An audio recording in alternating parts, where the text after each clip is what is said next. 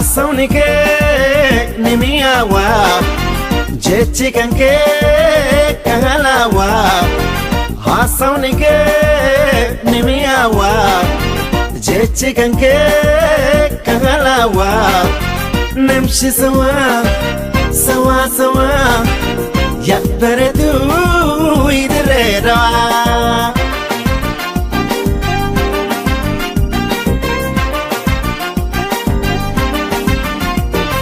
Kana mabarisa haramaya kaye Otobus ya padeti awata imbaye Kana mabarisa haramaya kaye Otobus ya padeti awata imbaye Amma ni potaka danka konga poe Okumanda pade shagidre dawa Sutatina sawe Laputi ya jete Oneti ya jete Warrawa milkawi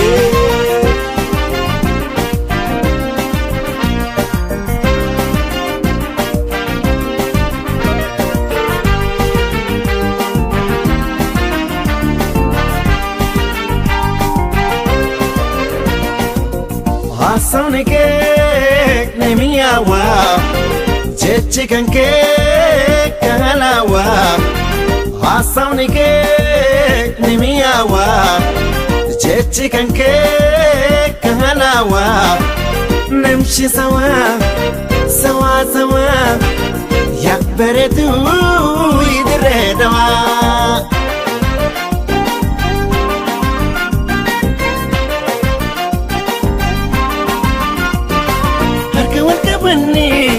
Magana gapune con el catamurri desde la rapane harka warka banni Magana gapune con el catamurri desde la rapane Hazira number 1 jarana wane deputenya mara laga harkune son favor tokana walar kafudane mango solafane walim bashanane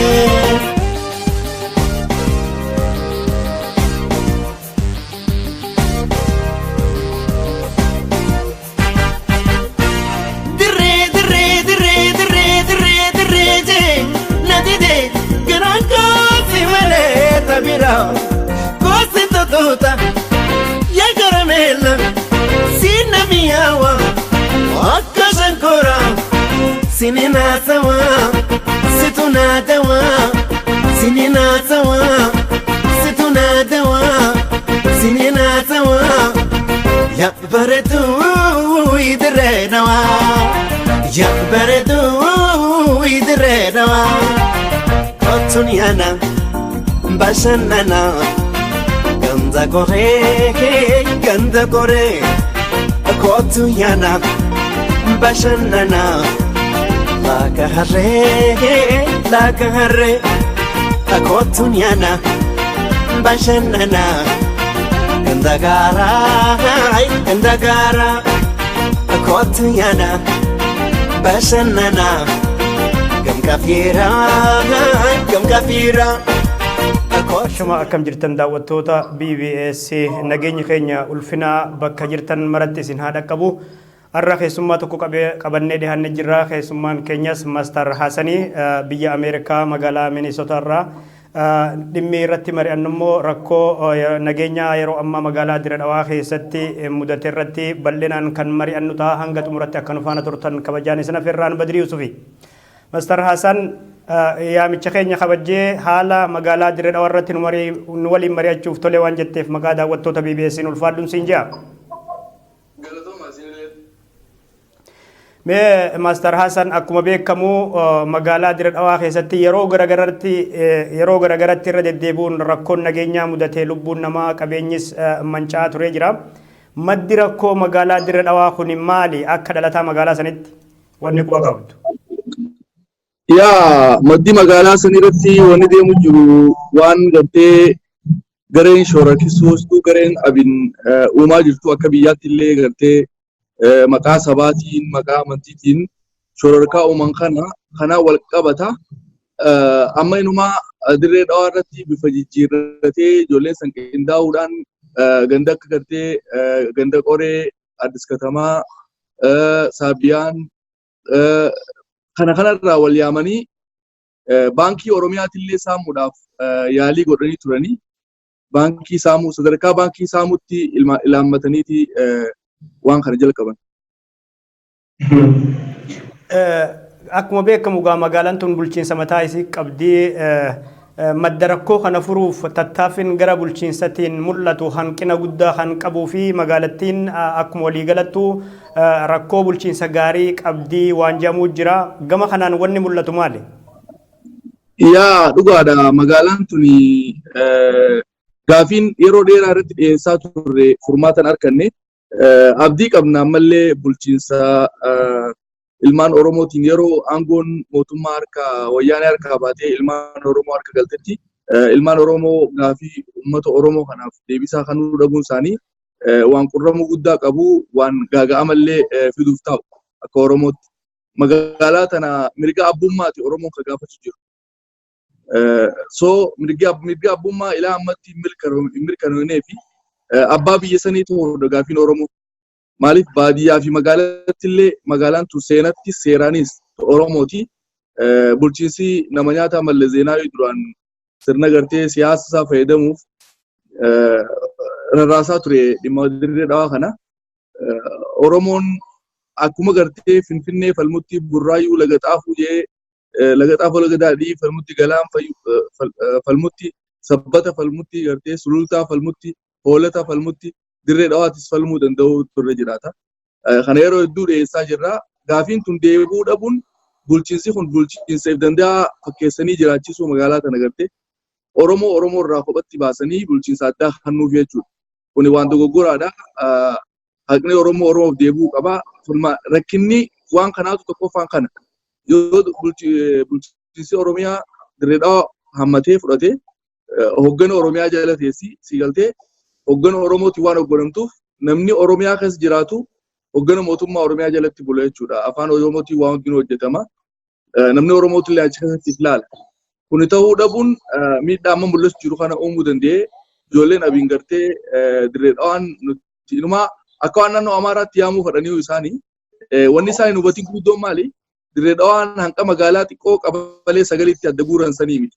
Dirree dhawaan baadiyyaalee 38 qabdi. Sagaltee baadiyyaaleen tun hundinuu Oromoodha kana beekuu qaban. Istaatikaalillee olaalame akkasitti baadiyyaaleen tun hundinuu namni qaba dirree dhawaa bulchuuf filamu baadiyyaa tana hunda bulcha. Beekaasiin gama bahaatiin ilaan Kombolchatti dhaabbatti gamanaan sarkamaa ilaa hanqa meesootti si deemti gama jalaa kanaan si gartee sarkamaa halchoon Uursoon akkasumatti dabarsi ni deemti. So lafti tun bal'oodha. Kun hundinuu abbaa qabaa, abbaa harkachuu qabaa. Kun ta'uu dhabuutu rakkina kana uumu jira.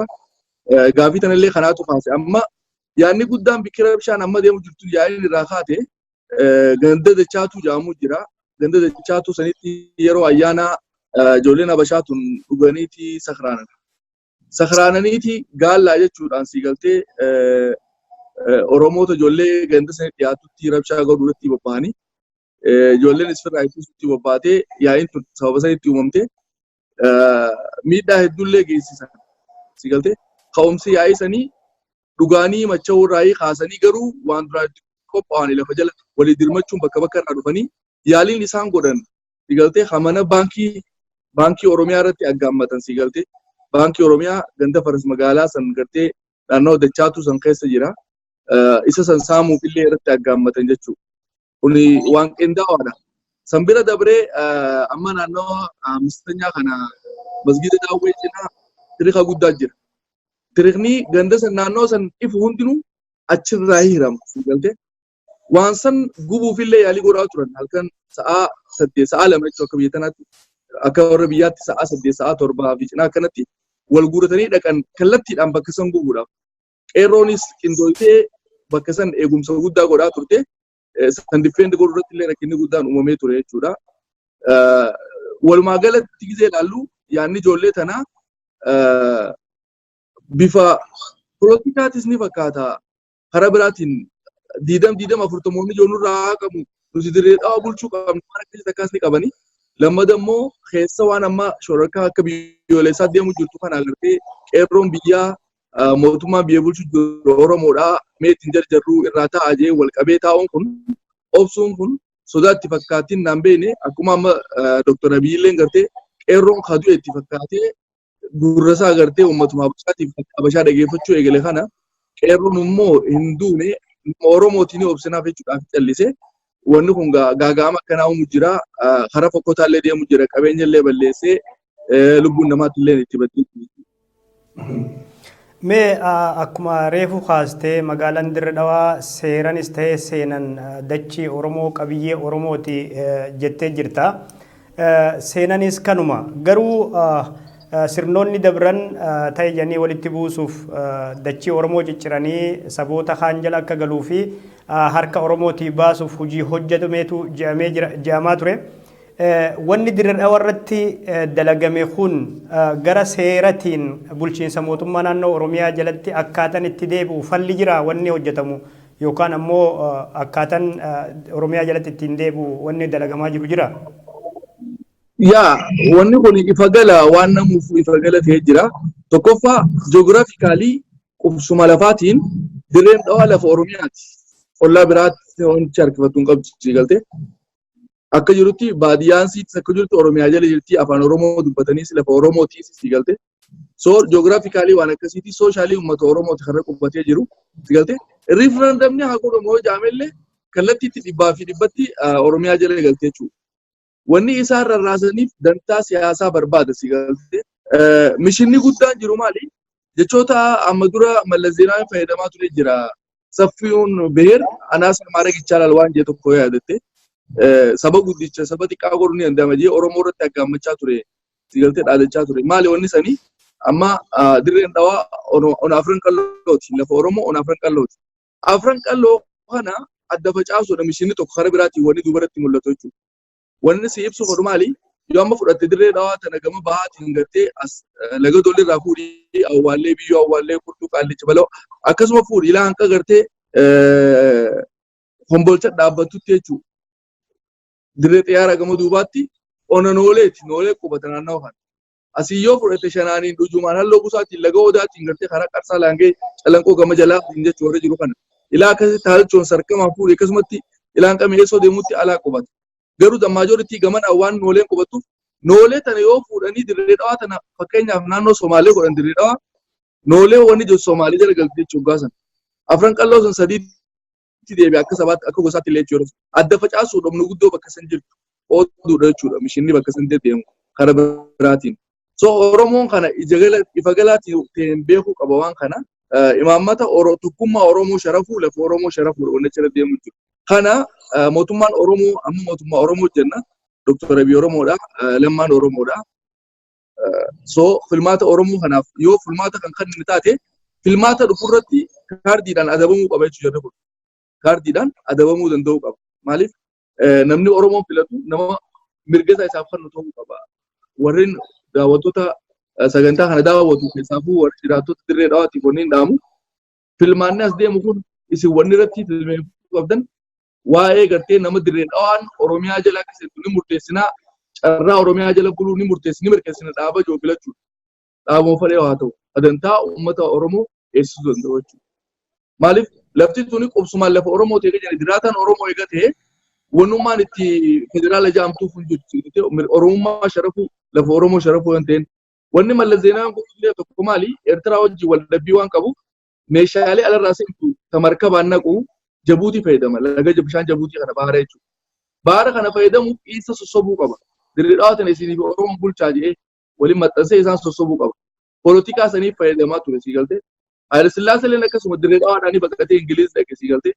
So manni san galata biraa qabanii waqtii irratti hundinuu miidhaan Oromoo irratti deemaa jirti sii galtee. Yoo seenaarraa itti deebinee ilaalle gaafa gartee akka seenaatti illee namni silaa Dirree Dhawaa tana gama gadiitiin gartee Oromootti aanee ollummaadhaan qubachuu ture Affarii beeku. Affar kana achirraa kaasaniiti Affarii fi Isaatu bakka golaa daldaluutti wallalii ture.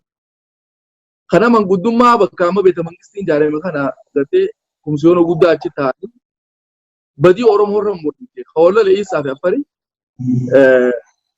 isa afar akka Awaash dhaqu for the first time Awaash dhaqee akka qubatu isa Dirreedhaa dhufee akka qubatu Oromoon immoo akka raawwatu wanni godhame gaafa Haile Sillaasee waan akkasii murtee akkasii dabarfame wanni roorrumaatu Oromoo irra deemaa seenaa wajjin wal qabate ummanni seenaa amata dhibbata akka dura Dirreedhaan turin gaafa Dirreedhaan ijaaramtu turin baaburaa wajjin dhufu sigaltee lafa teenya jigee falmu gara nama nyaata amma san bira kutee eega baaburri dhufee booda eega warshaan akka kotonii fa'aa ijaaramte warshaa akka simintoo faabrikaa fa'aa ijaaramte san dalaguuf dhufte warri gartee Minilik Safaarii jedhamu warri Amaaraa kuni faabrikaalee kana dalaguu dhufan bikki isaan qubatan eessa bakka garaadumtii warta ajaalii boru amma bakka amma Addis Katamaa jaariin kana warra kotonee dalagu warshaa kotonee huccuu dalagu kana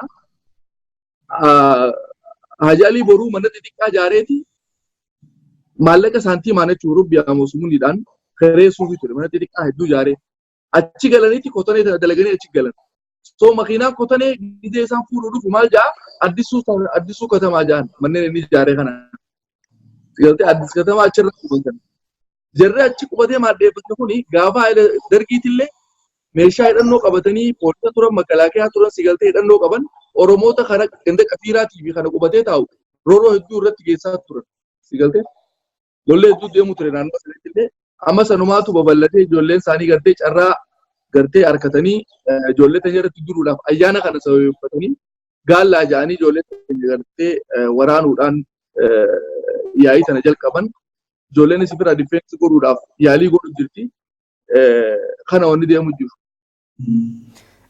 Mee reefu tuttuutee jirta kaayyoon garee kanaa waa caccabsuudha moo siyaasaadha moo lafa san falmachuudha moo mee waan jedhu kanarratti qaamni duuba jiru kun akkaataa seeratti dhiyaatee gaafatamuu danda'u mootummaa bulchiinsa naannoo Oromiyaatiin wanni jettu yoo jiraate Master Hassan. Yaa wanni jiru maali? Imaammata lama qaba wanni kun.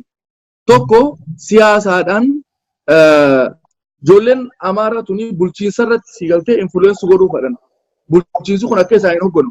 Amma wanni mootummaan lafa kaa'ee lafa tana Oromoo fi Somaalee wal falmaa isaan lamaan haa bulchanidha mootummaa wanni jiru. Nuti immoo Oromoo bulchuu qabaa hojjenna silaa akka seeratti lafa Oromoo waan taateef Oromoo bulchuu qaba Oromiyaa jala galuu qabdi hawaasni bal'aalleen akkasitti yaada.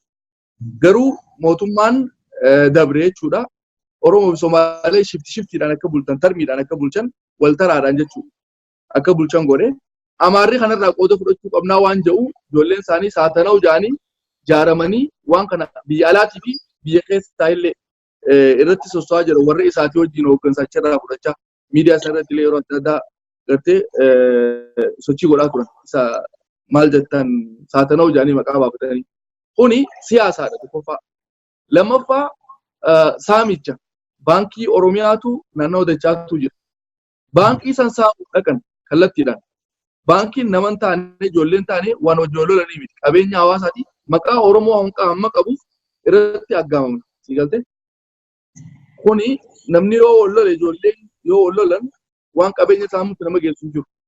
Garuu ilaalcha ergama addaa waan qabaniif sochiin isaanii gamas ta'e. Waan kanarratti wanni inni ibsuu godhu maali? Yeroo hedduu caasaan poolisaa caaseffamni poolisii magaalaa Dirree Dhawaa sirrii miti. Ammallee haga tokko hanga gubbaa jijjiiran ijoolleen teenya garuu sirriitti hin jijjiiramne. Maaliif sabaaf sablammoota irraa walitti babahuu qaba. Walqixa ta'uu qaba. Hooggansi poolisaa guututti harka Amaaraa jira. Yeroo yaa'iin takka kaatu armaa battanaa jaaniitiin kora bittinneessaa ijoolleen kora bittinneessaa keertuu isaanii makiinaa fidatanii dhufan. Isaan kana duuba ijoolleen Amaaraa deemte dhagaa guurratti dhaablee guurratti. Durarra immoo poolisaa deema. Ijoolleen teenya poolisa duraa hiitii isaan dhufanii roorroo uuman. Wanni kun itti hubatameeti dheengaddallee haasoo irraa goonee jirra. Raayyaan ittisaa kallattiidhaan hirmaachuu eegale. Dheengadda kalee waan ta'e siima kalee waan ta'e. Ganda qafiiraa kana gama gadii nama naannoo qadasii kana makalaakayaan raayyaan ittisaa ijoollee walii qabee gorsuu ture. Yaa'iin godina akkana godha adda deemaa jee isaanii isaa ijoolleetti dubbachuu makalaakayaan aduma battanaan deemaa dhufe. Warri ijoolleen Amaaraa san jechuudha poolisii. Uummata makalaakayaan nama olaallee boombii aadaatti darban. Ijoollee fi makalaakayaatti uummata raayyaa ittisaatti. Makalaakayaan achirraa aaranii uummata yoo armaa battanaa kana qabanii hidhannoo hiikkachiisanii gartee tarkaan fireera fudhatan walitti bu'insa guddaatu isaan lamaa hedduutti raayyaa ittisaatii fi humna addaa dirree dhawaatan hedduutti jechuudha. Eegas booda raayyaan ittisaa waan kana anaatu hoogganaa arkeetiin jira shirra deemu jiru waan jiruun hooggansi amma guutuutti akka waan raayyaa ittisaa harka seeneeti.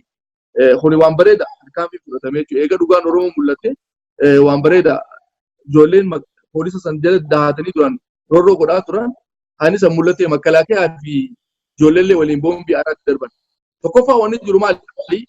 Dirreen dhawaa yeroo ammatti dhukkubaan faalamtee jirti magaalaa sana.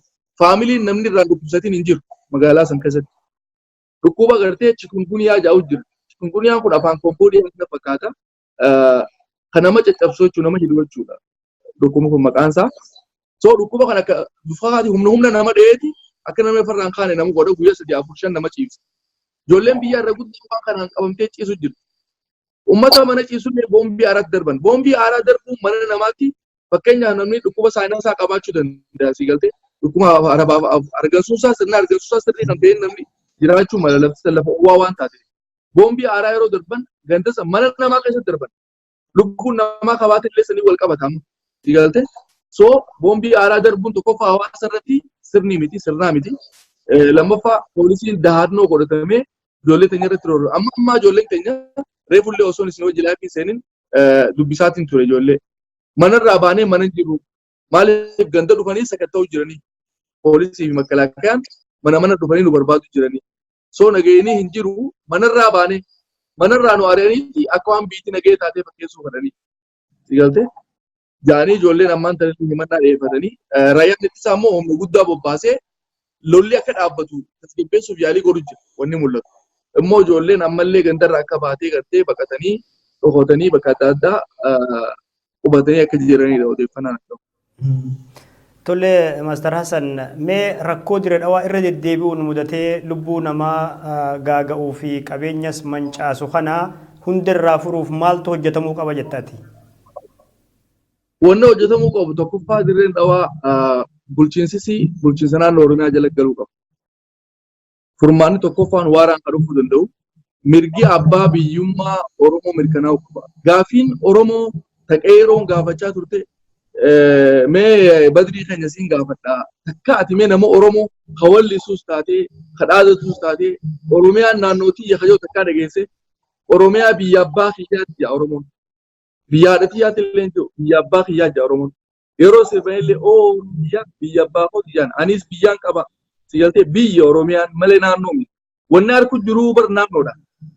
Kunuu carraa Oromoof kan namni qaba.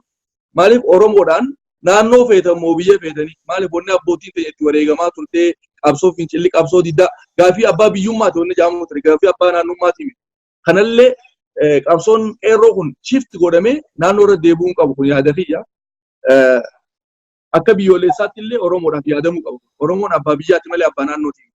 Naannoon gaafanne Oromoon. Lammaffaa Oromoon hin fottoqu.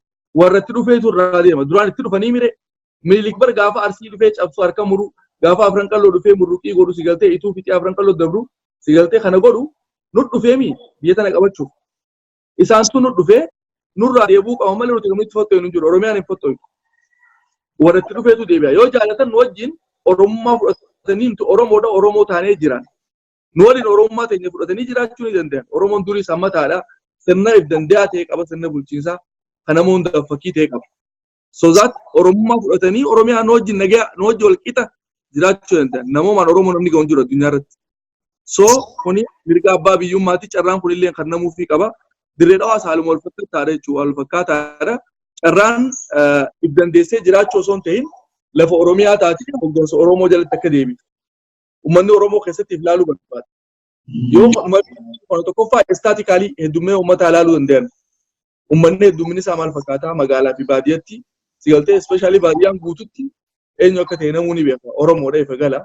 Kanaafuu kun hundi ilaalamee fi mirga Oromoo eegamuufii qaba gaafiinsaa deebi'uufii qaba. Kun furmaatanii kan naa waan jiruun qaba tokkoffaan.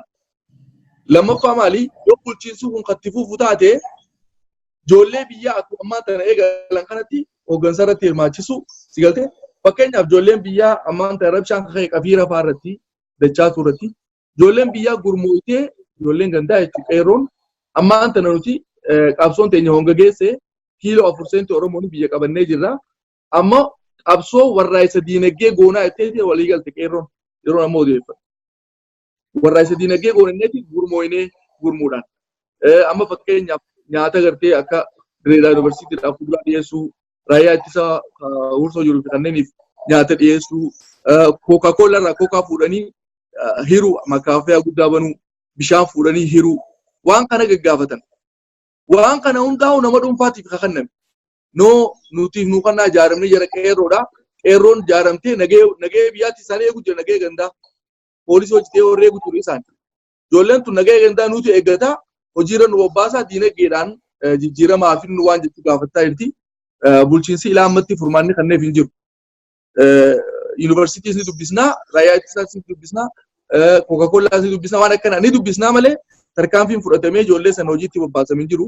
Ijoolleen gurmoonee jirra, diinagdees ni qabna hanqa qabnu irratti nu bobbaasaa nu hojjechiisaadha. Misooma biyyattii haa guddifnu waan ji'oogiraafii kaasaa jirti kunillee deebuu fi qaba waan jiru qaba ijoolleen. Mee gama biraatiin magaalaan Dirree Dhawaa hafuurri Oromoo keessaa erga fagaatee bubbulee jira. Ijoolleen Oromoo baay'inaan afaan Oromootu dubbachuu hin danda'an waan jedhamu jira. Mee Dirree Dhawaan calaqqee Oromummaa akkamii qabdi yeroo ammaan tanaa yoo odeessa qabaatte biyya alallee yoo jiraatte? Yaa dhugaadha ammaan tana eega jijjiiramni dhufe miirri sabboonummaa dhufee jira. Akka Oromoo fi gartee yeroo takka Somaalee nutti kaasanii yeroo takka Habashaan nutti kaatu. Kun hundi sirna wayyaanee lafa keessee biraa kutte har'a Oromoo jira bakka san. Viidiyoon ODP taatee maqaa jijjiiratte keessa siiti jijjiiruu danda'uu qabdi. Maaliif aktiivlii si galtee ergamni gubbaarraa fudhatanii jiru. Kaayoo dhaabaa dura kaayoo hawaasaatiif dursa. Kaayoo uummata Oromootiif dursa. Oromummaa dursa. Sanboota kaayoon dhaabaa.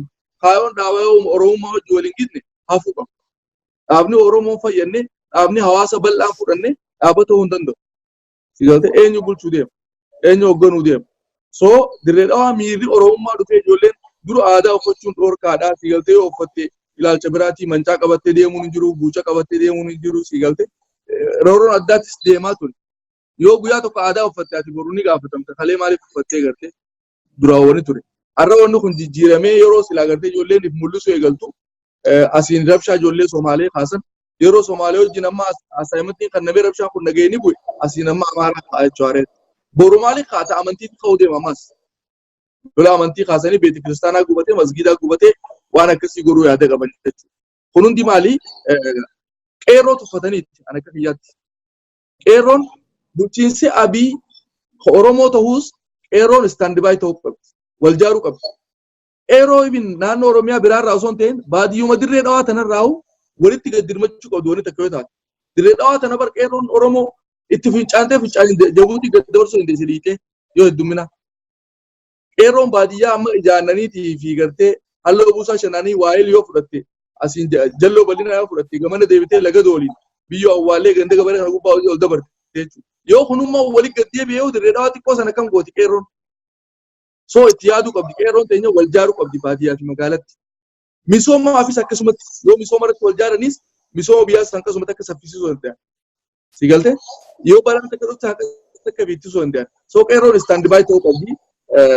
Qeerroon dhaabbotii siyaasaa jalatti ijaaramuu qabdu. Akka qeerrootti ijaaramuu qaban. Akka ilmaan biyyaatti. Si galtee dhaabni siyaasaa kanaan kan hin jiru qabu. Namni Oromoof niin dalaga jiru waan Oromoof dalagu yoo ibsate akka kiyyaatti sani kan hin deeggaru.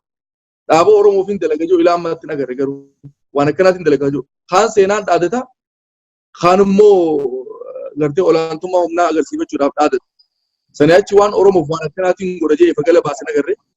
So uummatni qeerroo wanni beekuu qabdu yoomiyyuu taanaan nageenya biyyaatiif namni nageenya biyyeessanii eessisuu danda'u qeerroo qofa. Poolisaa fi makalaakaa raayyaa ittisaatii miti. Qeerrootu nageenya biyyeessanii eessisuu danda'a. Kana hubatee mootummaanis qeerroo ijaaruu irratti fuulleffachuu qaba. Nageenya qeerroo eessisuu irratti. Ijoollee dhukkubsattee mana dhukkubni gartee ammaan tana chikungunyaa jiru kun ciibsee jiru. Humna nama dhawaa nama murii beeka dhukkuba. Ijoollee san mana dhaqanii dhagaan tumanii bara. Rabshaa barbaadan ilaa manatti itti dhaqanii. Yeroo isaan firraa dha'uu deeman immoo mana boombii haaraatti darbiti ijoolleen Amaaraatti mana poolisaa keessa jechuudha. Waan kana raayyaan ittisa harkee tarkaanfiin isaan fudhatan waan gaariidha wanni dhagaa jiru gama raayyaa ittisa biyyaatiin. hawaasatti dhiyaatanii gartee ummata poolisii amaaraa sanillee irraatti qabanii nagee suuratti gama lamaaniinuu waan bareedaa godhamu jira gama raayyaa ittisa biyyaatiin gamanaan jabaadhaa jennaani immoo ijoolleen gandatti deebi'uu qabdii gandan jiranii gandi ammaan tana hadiyyoomee jira ijoolleen tun akka galtu nageenyi gandi sana akka eegamu irratti bulchiinsi irratti dalaguu qaba waan jedhuun dhaamsa qaba. Mee masara sana yeroo garagaratti Oromiyaa keessatti gareeleen amma maqaa dhufu kuni wal ijaaruun miidhaa Oromoorraan geessisu. Asii keessatti illee guyyuma kaleessa kana kan mul'ate waanuma akkasiiti. Mee mootummaan naannoo Oromiyaa saboota Oromiyaa keessa jiraatan kana kabaja Oromoof akkaataa itti laatuu qaban bifa akkamiitiin irratti hojjetuu qaba jettaati. Tokkoffaa Oromoon diina baay'ifachuu hin qabu. Qabsoo isaa keessatti fira baay'ifachuu qabu. Ergaa qeerroof dabarsu kun. Yoomuu Oromoon seenaa isaa ilaaluu qabnaa uummata nama maxxanfatu. Sabaa sablammoonni Oromiyaa keessa jiraatan. Biyya biraa keessa akka Oromiyaa keessa jiraatanii jiraachuu hin danda'an. Mirgan qaban akka Oromiyaa keessa qaban. Sababni isaa Oromoon hammataa waan ta'eef. Oromoon ajjeesaa miti Oromoon hammataa. Sigaltee fudhatee qubsiisan keessa. Ni naggadatan Oromiyaa keessa daldalatanii jiraatan. So Oromoon hammataadha hammatiinsisaa kun itti fufuu qaban malee sodaachuun qaban sabaa sablammoonni Oromiyaa Oromoo sodaachuun qabani. Lammaffaa maal wanni jiru Oromiyaa guutuu keessatti ispeeshaalii magaalaa akkatti majaaniin uummanni namaa dhaabatan bakka itti dhaabbatan katamaa jechuun bakka itti dhaabbatan roorroo dhufanii gartee cabsaa Oromoo cabsaa bakka itti dhaabbatanii kattama bakka waraanni itti dhaabbatu waraanaa Minilik Jayii Haayile Sillaasee bakka itti dhaabbatanii kattama jaan isaan. So amaarsaan nu keessa qubatte tuni tokkoffaa irratti wanni beekuu qaban. Oromoon haluu isinii bahuu yaadan qabdu. Oromoon hijaa bahuu sagantaan qabdu. Oromoon yoomiyyuu qabsoo inni godhaa jiru mee walqixa taanee haa jiraannu. Walqixa taanee nagayee biyya tanaa haa eegsifnu. Walqixa taanee if dura haa deemnu. Oromoo walqixxummaadha wanni inni gaafata. Haluu baanaa waan kalee abbootiin teessan goota iseerra baanaan jenne Oromoon. Abbootiin teessan san Minilik nu dugugee nu cabsee badii hojjetee badii Minilik san fudhadhaadha isin balleessina jechuun miti. Minilik dogoggoree turee waan jiru amanuu qaban. Nama ajjeesuun dogoggoraa miti. Dogoggoraa oliiti malee yakka. Nama ajjeesuun Minilik Oromoo ajjeesee qallee harma muree bara. So badiidha sana. Yakka isaati yakka san beekuu qaban. Oromiyaa keessa yoo jiraatan immoo nam tokko fakkeenyaaf abbaan isaa abbaa kiyya yoo ajjeese ilmi anaa wajjin kan jiraatu ta'e yoo abbaan kiyya san bar dogoggoraan abbaa kiyya ajjeesee jee anaa wajjin nagayaan jiraachuu ni danda'a. Garuu abbaan kiyya gootummaa isaatiin abbaa kiyya ajjeesee yoo naan jee anaa wajjin akkamitti jiraata. Uummata Minilik goota joo lafa Oromiyaa irra jiraatee har'allee Oromiyaa keessa jiraatanii wanni kun sodaadha qeerroon sodaadha malee usisiisuu danda'uu qabdi. Minilik bineensa namaa ol bineensa oliiti. Itileerii Afrikaati bara. Oromoo fixe lafa isaa irratti dhufe. Oromoon bar naannoo Amaaraa dhaqeen tuune. Lafa isaa irratti du'e bar lafa isaa irra fixe. Biyya jaaruuf fixee siin jaara. Okay biyya jaaruuf immoo dogoggora godhee wanni san ta'uu malee. Oromoon araara qaba. Wanni faranjoonni gaafa Minilik san dhufee isaa wajji deemuu ture ragaa ba'an maali? Warra gaafa Minilik wajji loluu ture. Meeshaa ammayyaatiin Oromoo cabsee miti. Oromoon lola booda araaratti amanaa jechuu turan ni beekama. Amaarri immoo lola booda fixuutti amanaa. Yoo ganda tokko cabse waan naannoo sun jiru hundaa'u ni balleessa. Maaliif dhaloota achisee haaluun abbaa waan jiru. Oromoon immoo har'a wajji loluu boruuf araaratti dhiifatu waan jiru. Araara buusaa deema. So Oromoon araara fadha malee ammallee haluu bahuun fadhu. Yoo haluu bahuu fadhe guyyaan tokko ni gayaaf. Waan amaaraa ta'e waan nu keessa jiru lafarraa argannee fixu. Oromoon immoo sagantaa akkasii hin qabu. Abbootiin irraa illee waan akkasii hin dhaalle Oromoon. Oromoon nagaya dhalisa. Oromoon tokkummaa yeroo hundaa'u hammataadha Oromoon. Ani namaa ja'a nama ta'uu isaaniitti amana Oromoon. Isin amaara jee jibbeen beeku Oromoon namaa ja'a Oromoon. Ilmaan isaa kannaaf jedhe isaan irraa fuudhaa jira. Namatti waan namoomatti waan nama godhu. Waan kana beekuu qaban uummanni Amaaraa kan Oromiyaa keessa jiru Oromoon abbaa biyyaa ta'uu beekanii kabajanii Oromoo wajjin mirga wal qixa harkatanii nama ta'uu isaaniitti Oromiyaa keessa jiraachuu danda'u. Yoommoo Oromoon nama wajjin wal qixa qabu afaan isaatiin waan fadhe dubbachuu danda'u afaan keenyaan haa dubbatu nu jalatti haa buluu kajaan taate hogganni qeerroo waan kana fudhatu qeerroon tokkummaadha wanni qabsaa'ee fi mirga isaati abbaa biyyummaati wal qixxummaadha wanni qabsaa'ee. Ani seenaan ilma namaa Oromoo hammaan qoradhutti takkaa Oromoo nama cabsina jiru nama saamna jiru rabbiin nan gaffifne wallaahi summa wallaahi. Oromoo bilisummaa feenaa mirga keenyaaf lolnaa biyya keenya barbaannaa qabeenya keenya irratti abbaa ta'uu feenaa kanuma wanni manguddoo irraa dhaga'u tureessa. wanni gaafa sochii qeerroo dhugoo pireessan biyyattillee.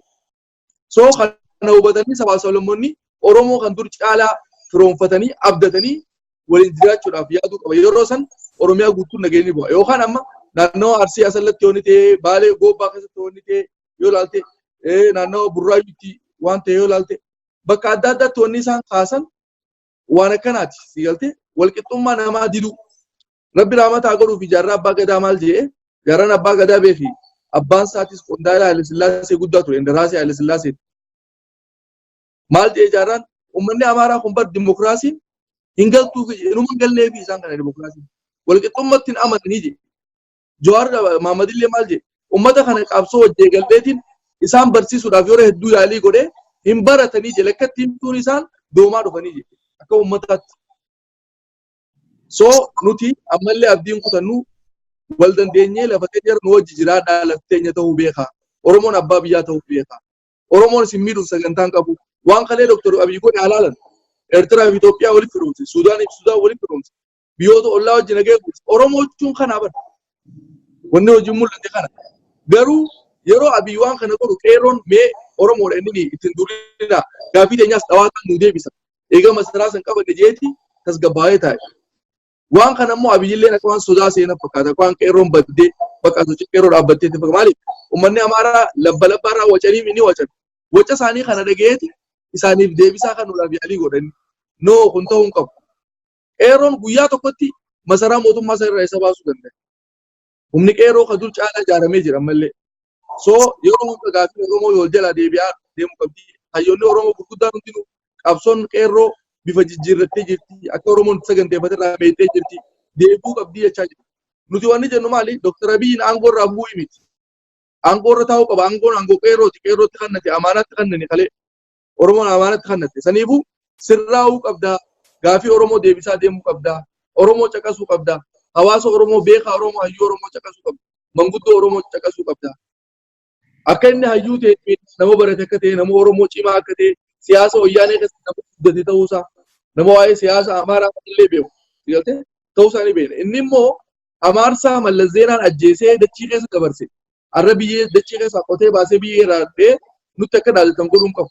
Hanqa caasaa masaraa mootummaa isaanii fayyamee achi keessa agartee nu arrabsan bifoolootiin ta'uun qabu kuni.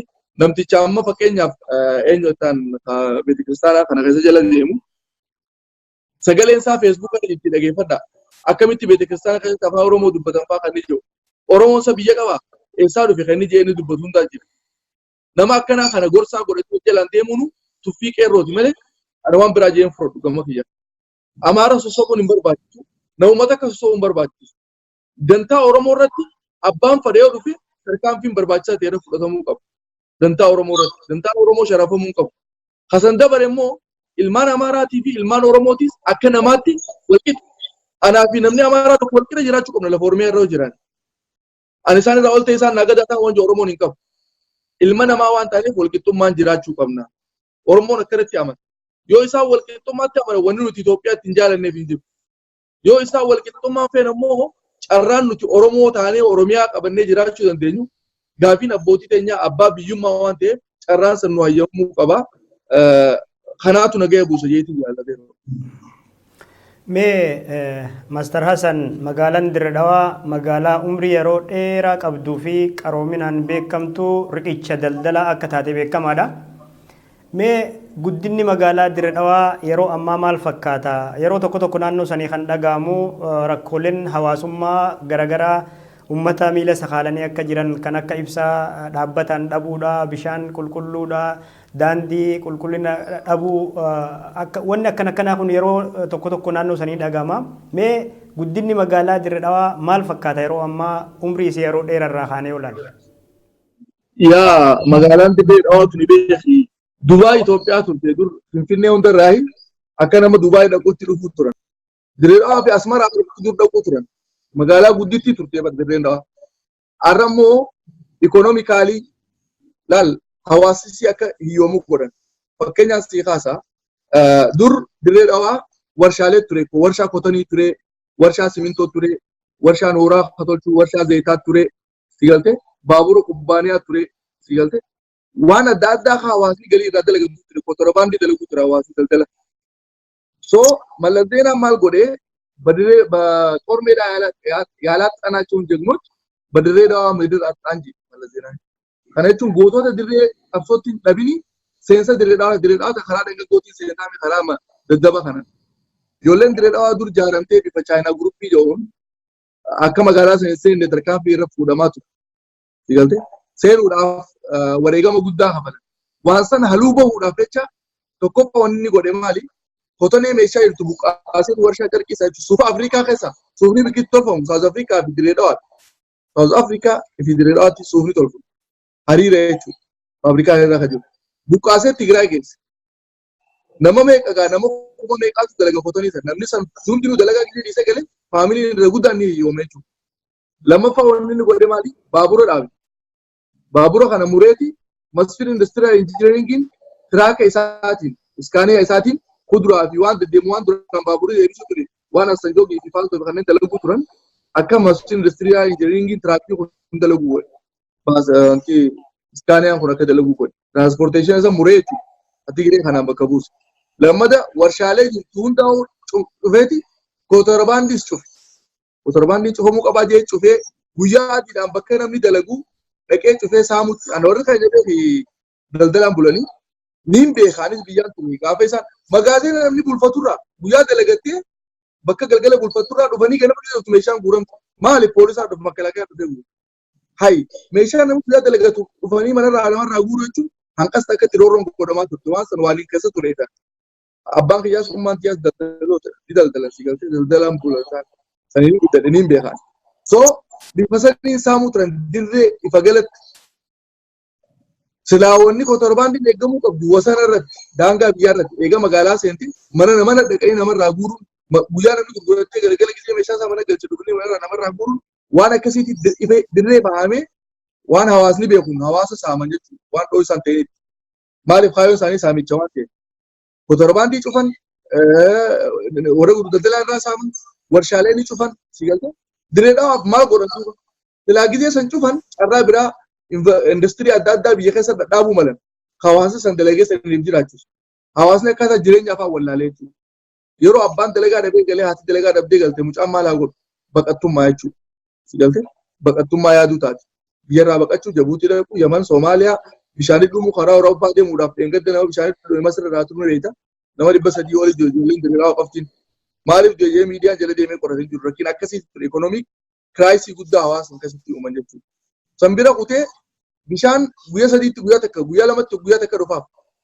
Yeroo garii torbaaffaa dhumee dhabamee jaarikaana takka gaafaa nam biyya tureen beekama amata afur dura jechuudha.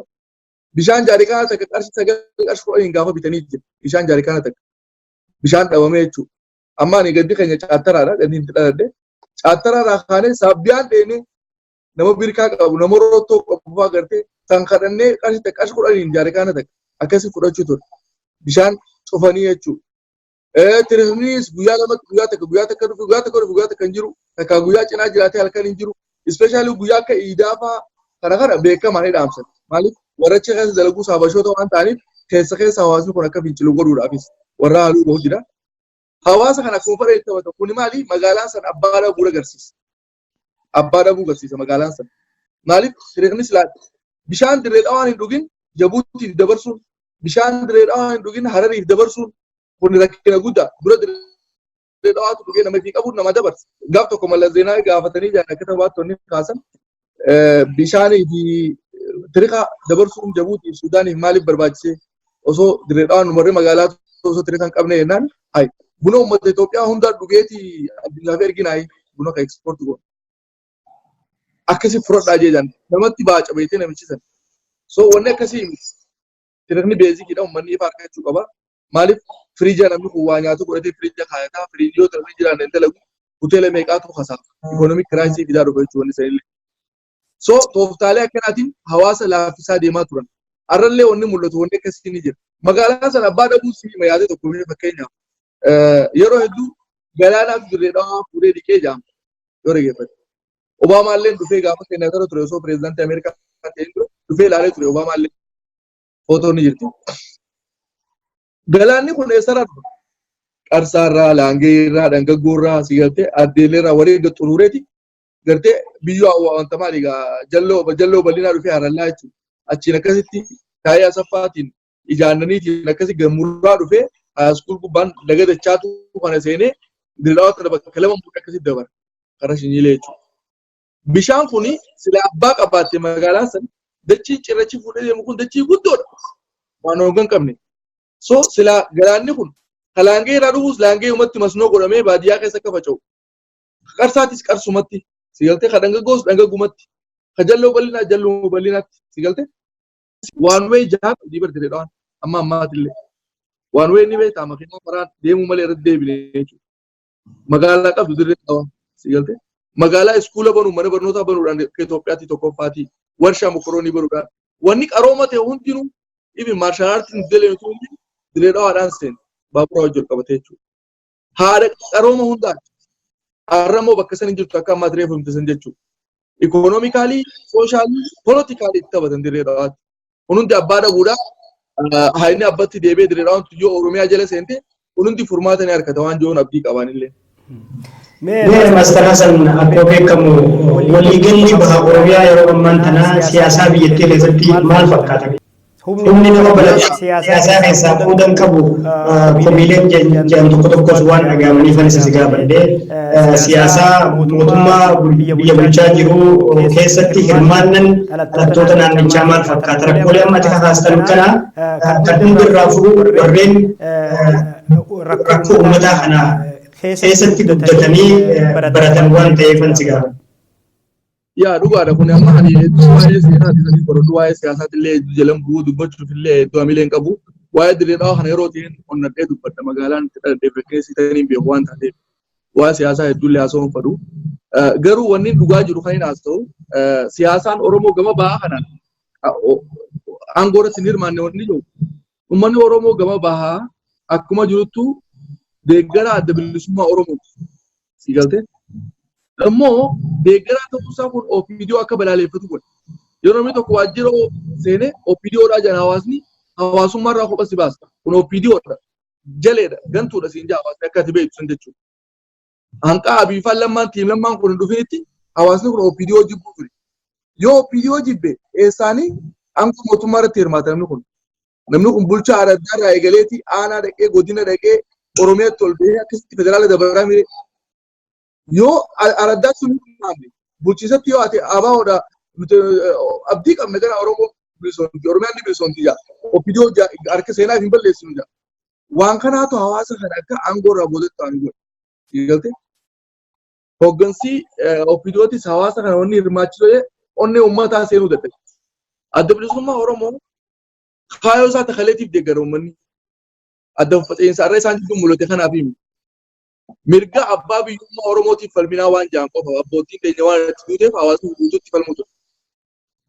Sani har'ammoo wanni san xiqqoo bifa jijjiirrattee ijoolleen keenya siyaasa irratti hirmaachuu eegalteerti. Siyaasa OPDO tana keessa seenanii sheeppu godhu OPDO mataa siigaltee Oromeessu isaanuma kana Oromeessanii itti fayyadamu. Yeroo ijoolleen keenya amma Oromeessaa deemtullee har'aatti illee qeerroodhaan bara isin amma ture OPDOdha garuu taneen hun jaani waan taatee hun beeknuun aan jaan ijoollee. OPDO mataa shaarpu godhu hoggansa irratti hirmaachuu qabdanii rakkina hawaasa keessanii akkasumallee furuu dandeessanii waan jiru abbootiin irraa ijoolleef dhaamsuu waan dhaamamaa dhufeef ijoolleen teenya barnoota irratti hirmaattee qabsoo sana sheeppu gootee lammaan kun uumamee achi keessa OPDO keessa lubbuun horomtee dhaabni kun damdamatee biyya tanallee qabuu dandeenya. Amma wanni san gama Wallaggaa deemtee na fakkaata hawaasni hawaasni miidhamu jira. Yoo yaadatte gama kana ulee fi mancaa fi buucaa fi ablee nama shunkurtaan jiratullee mana mana deemanii guranii akka hawaasni hidhanne godhu. Maaliif uummataa keessa dhaaba tureetu jira. Waan san baasuuf Mallas Zeenaa waan san dadhabe gaafa dura. Ammoo rabbiin haa galatoomu har'aan tana namni hundi biyya jira. Dhaaboleen hundi biyya jirti. Dhaaboleen Oromoo walitti deebitee humna tokko ta'uu qabdi. Deebisaa uummataaf fannoo danda'u qabu. Yoo isaan adda faca'an dhaabni jiru OPDO waan ta'eef uummanni osoo hin feene OPDO qabate jechuudha. ODP amma maqaa jijjiirratti osoo hin feene qabate. Yoo dhaabni Oromoo jabaa tokko as bahe uummanni Oromoo waan san abdii san laala. Hegeree wanti mul'isu san laala. Tokkummaa san laala. Si galte. Yoo tokkummaan hin jiraanne sagalee amma filmaannee godhamillee adda fudhatanii carraa uummanni Amaaraa kun deebi'ee aangoo harkaa fuudhutu uumamu ta'a. Kun immoo gaaga'ama guddaa fidaa Oromoo yoomiyyuu taana namoota bitamuudhaaf hayyaman ta'u sirna dimokiraasii amma dhufe kana gaaga'uu danda'a.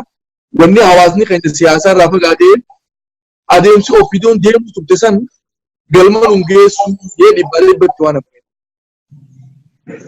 Kana isaan diduun immoo ofiidoo diduun aabaa uummas gooti gaafa ture. Gaafii Oromoo gaafatte inni kun aabaa odaa jechuudha ofiidoon. Maaliif? Osoo hin feene Oromoo aabaa jaalachiifte jechuudha. Rooboo akkasiitti ture. So atalaa kulli alamma jijjiirame san hundinuu ijoolleen ta'e siyaasatti hirmaachuu jirti. Amma maqaa siyaasaatiin nama dha'uun faashinii isaa dabree jira.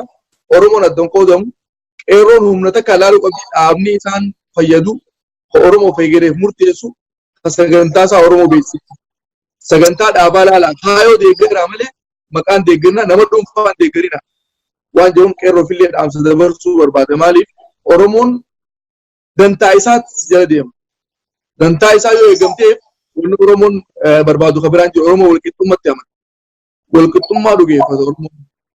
Nama kana kabajuutti amana Oromoon. Nama xiqqeessuutti amanu. Namni naa gadii ni jira jee yaadu Oromoon. Namni naa oliitis ni jira jee yaadu. Namni nama amma ta'etti walqixaa jaa Oromoon. Wanni seenaa irraa dhageenyes kana. Saniifuu ani waa'ee siyaasaatti illee badaa dubbachuu hin danda'u. Garuu aadaa wajji wal qabee wanni dubbadhu Oromoo walqixxummaatti akka amanu ni beeka seenaa wal qabsiisee kana wanni siimuu fudhateera. Mee Master Hassan amma gara xumuratti deemnaa dhaamsa waliigalaa wanni uummata Oromoo fi dhalattoota magaalaa Dirree Dhawaa rakkoo keessa jiran yookaan jiraattota magaalaa Dirree Dhawaatiin jettu yoo jiraate dabarfadhuuti sagantaa keenya waliigalaa ni goolabna. Okay, dhaamsi waliigalaa tokko kan hin dabarsu maali? Tokko waa'ee deebisanii gadaa deebisanii ijaaruu, waa'ee sirna gadaa deebisanii ijaaruu sanitti humniti guddoon takka hawaasni itti hirkatu ijaaramuu qabdii jeetiin amananillee. Kanaaf sochiileen godhamtee eegalamtanii jirti. Abbaa gadaa haaraatu filame, abbaa gadaa afran qalloo jedhamee filamee jira ammaan ta'e. Wanni kun dhalootaaf dabruu danda'uu qaba. Akka itti dabru akkamii? Fakkeenyaaf akka dhageenye si galtee gosti afran qalloo tuni alichaa jira, dagichaa jira, obirrichaa jira, baabbillichaa jira mi. Waggaa 8 alichi yoo bulche, waggaa 8 dagichaa bulcha, waggaa 8 obirrichaa, waggaa 8 baabbilicha. 8 walirraa fuudhanii wal bulchuu danda'an. Abbaan gadaa dagaatti jala qaba, oborraatti bokkuuleef jala qaba, baabbileetti bokkuuleef jala qaba. Kanneen bokkuulee isaa fiitanii walitti dhufaniiti gartee gumii abbootii gadaa afran qalloo uummatan jechuudha. Achitti waan fadhan murteeffatan. Hawaasni naannoo isaa irraa buqqee yoo jiraate akkam goonaa waan jiru isaa sanii murteessa, gumii sanii murteessa jechuudha. Yoo amma carraan alaaf kenname waggaa 8 inni bulchu abbaa gadaa alaa santu afran qalloo guutuu bulchu. Gaafa fixammoo inni dabarsa abbaa gadaa dagaa santu afran qalloo guutuu bulchu. Akkasitti gartee gumii uumamtee gumii saniin akkasitti wal dhaalchisaa dhaloota dhaalchisaa akkaataatti gartee hawaasni kun yoo buqqee ijoolleen hargee baha uummanni hargee baha waan akkana godhaa osoo ta'e abbootii gadaa ni lafte jechuudha. Mootummaallee abbootii gadaa san firraa sodaata. Uummanni abbootii gadaa san dhigaya. Warri alaa kunillee abbootii gadaa san cimsa jechuudha. Wanni kun akkasitti hawaasni akka ijaaramu irratti dalagamuu qaba waan jiruun ergaa qaba takka. Talammadaa hawaasni keenya gaafii isaa yeroo hundaa'u cimsee ifa galatti mul'isuu danda'uu qaba. Keessaafuu qeerroon gaafiin abbaa biyyummaa Oromoo deebi'uu qaba. Dantaan Oromoo sharafamuu hin qabu. Seenaa teessan qoradhaa. Seenaa teenya haa qorannu. Nuti seenaa teenya ambiitii nuun himu. Shoobdoo keessa jirti, darashii keessa jirti, geerarsa keessa jirti, hellee keessa jirti. Si galtee? Kana kanneen keessatti seenaan teenya dhokateerti. Kana qoradhaa baasaati. Si galtee? Seenaa teenya follow up godha. Akkaataa dhiiga muran, akkaataa seera tumatan. Kanneen qoradhaa. Maalummaa fi baruun Ali Birraa maal jaasirba keessatti? Barnoonni dhugaa ofirraa eegalaa. Barnoonni dhugaa ofirraa eegaleef baruudha. Aadaa hubachiisee seenaadha xinxilaa. Of tuffii balleessee hamilee kufti kaasaa. Ija jaame banee sammuu bilisoomsaa jira. Bu'aa barnootaa gideef. Ifirraa eegalaa jira. Saniifuu if qorachuurraa eegalaa seenaa teenya qoradha. Seenaa teenya keessaa nutti taphachuudhaaf gartee uummanni seenaa hin qabne dhufanii seenaa teenya. Wanni Oromoo irratti duulaniif amata dhibba meeqa maaliif? Oromoon if danda'a waan ta'eef hawaasa if danda'a sirna gadaa qabu. Hawaasa sirna bulchiinsa mataa isaa qabu, sirna kabajaa mataa isaa qabu, amantii mataa isaa qabaachuu ture Oromoon. Si galtee? Kana irratti dhufanii irratti duulan. Gama adda addaatiin maaliif hawaasa ijaaruu danda'a ta'e waan ta'eef. Si galtee? So kuni itti dhufamuu qaba. Oromoon amantiidhaan qoodamuu hin qabu. Siyaasaan illee qoodamuu hin qabu. Oromoon Oromummaan firoomuu qabu. Xumuree. Tole Maastar Hasan yaamicha keenya kabajee haala muddama magaalaa Dirree Dhawaa seenaa magaalaa Dirree Dhawaa rakkoo hawaasummaa magaalaan Dirree Dhawaa qabdu karaa siyaasaaf diinagdeetiin akkasuma immoo qabxiilee haala biyya teenyaa irratti yaada bal'aa nuuf laatteef maqaa daawwattoota BBS'n ulfaadhuun siin jira. Fayyadaa isinillee. Tole daawwattoota BBS gaaffii deebiin Maastar Hasan waliin geggeessinee isaan gammaa daawwattan ture waan waliin turtaniif galatoomaa isiniin jechaa qophii biraatiin hanga walitti deebinuu nagaatti an Badrii Yuusufi. Ashamaa akkam jirtan daawwattoota. Bashannana amestanya kootu yaana bashannana kabri ijoollee kootu yaana. Bashannana ganda dibbo kootu yaana bashannana abadeessa kootu yaana.